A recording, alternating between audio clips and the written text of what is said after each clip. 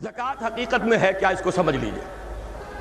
زکوٰۃ کے اعتبار سے بھی شریعت اسلامی کی روح سے مال جو ہے وہ دو قسم کا ہے۔ جیسے زمین میں نے عرض کیا دو قسم کی ہے، خراجی عشری، ایسے ہی مال باطنی، اموال باطنی۔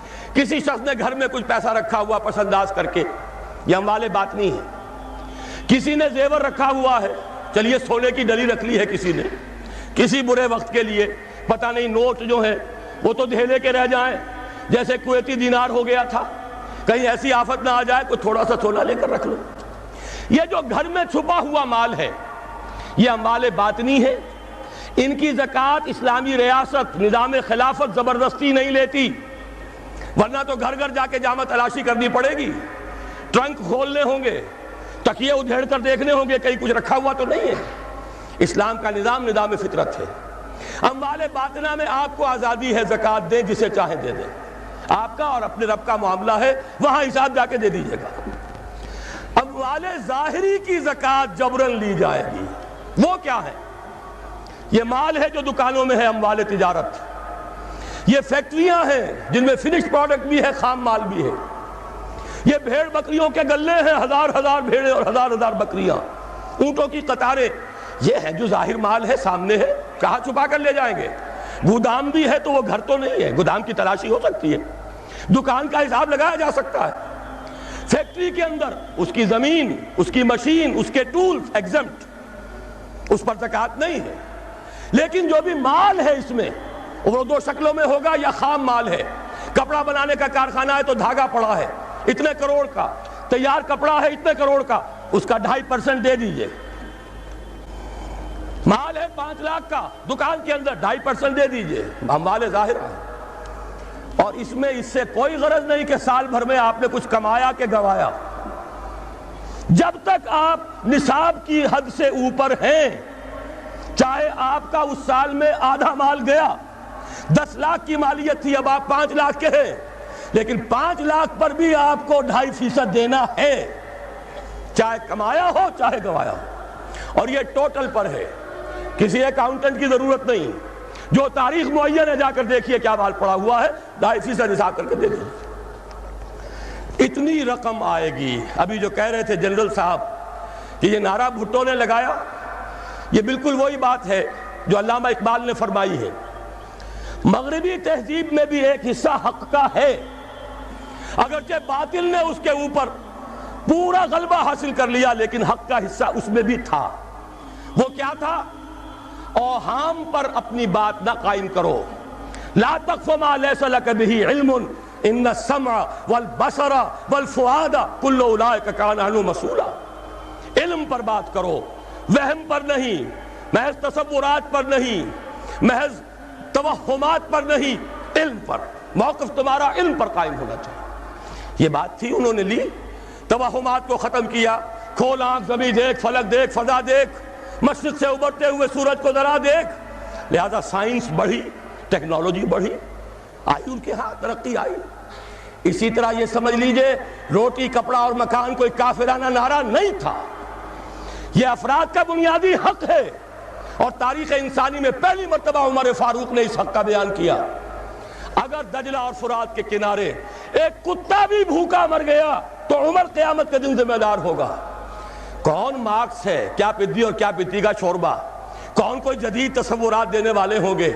یہ کل کی پیداوار ہے اور آج ختم ہو چکے، آج ان کے چہروں پر کالک بلی جا رہی ہے، آج ان کے مجسمے گرائے جا رہے ہیں۔ عمر فاروق کا فرمان، یہ محمد کے غلام اور ایک ادنا تربیت یافتہ سپاہی کا فرمان ہے، یہ تا قیامت قائم رہے گا۔ ہر شہری کی بنیادی ضروریات کی کفالت ہے جو نظام خلافت کے ذمہ ہے۔ اور اس میں تو جیسا کہ میں نے عرض کیا، اس میں تو حضرت عمر نے مسلمان نہیں کہا،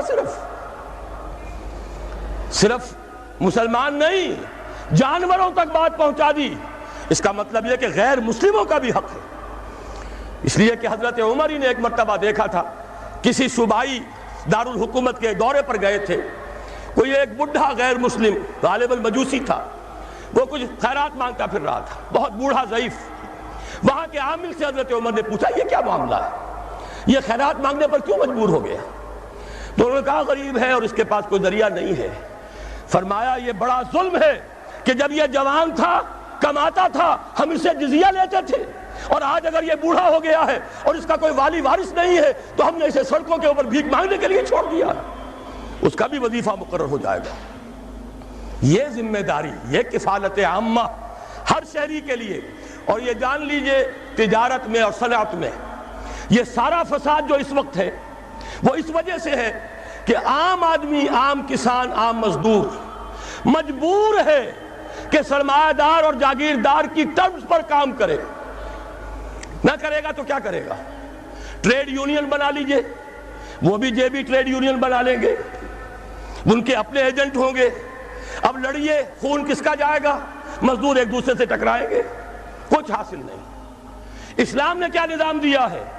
آپ غریب کو ضمانت دے دیجئے، اگر تمہیں صحیح ویج نہیں مل رہی، تمہیں صحیح مبادلہ نہیں مل رہا اپنی محنت کا، مت کام کرو، تمہیں بھوکا نہیں مرنے دیا جائے گا، تمہاری بنیادی ضروریات کی کفالت ریاست کرے گی۔ اب ہوئی برابر کی چوٹ۔ اگر کارخانے دار کہہ سکتا ہے کہ اگر آپ کو یہ چیز منظور ہے کام کیجئے ورنہ جائیے، سب مزدور چلے جائیں گے، میں لاک اپ کر دوں گا، کارخانہ بند کر دوں گا، لیکن یہ کہ مزدور اس وقت یہ نہیں کہہ سکتا، وہ تو کہے گا جناب اسی تنخواہ پر کام کروں گا، اس لیے کہ ایک دن کام نہ کرے شاید بچ جائے، 2 دن کام نہ کرے بچ جائے، تیسرے دن فاقہ آئے گا، اس کے پاس کھانے کو نہیں ہے۔ لیکن اگر معلوم ہو میری ریاست خلافت اللہ فی الارض، وہ ضامن ہے، وہ رب العالمین ہے، اور اسی کی رب العالمینی کا یہ مظہر ہے نظام خلافت، رحمت للعالمینی کا سب سے بڑا مظہر محمد رسول اللہ کی یہ نظام خلافت، یہ ضامن ہے، یہ مجھے بھوکا نہیں مرنے دے گا، یہ میرے بچوں کے لیے کوئی نہ کوئی چھت ضرور فراہم کرے گا، تو پھر اس کے پاس بھی بارگیننگ پاور ہے، وہ بھی قدم جما کر بات کرے گا کہ جناب یہ ویج دیتے ہیں تو کام کروں گا ورنہ نہیں کروں گا۔ یہ ہے جو آسان ترین حل ہے۔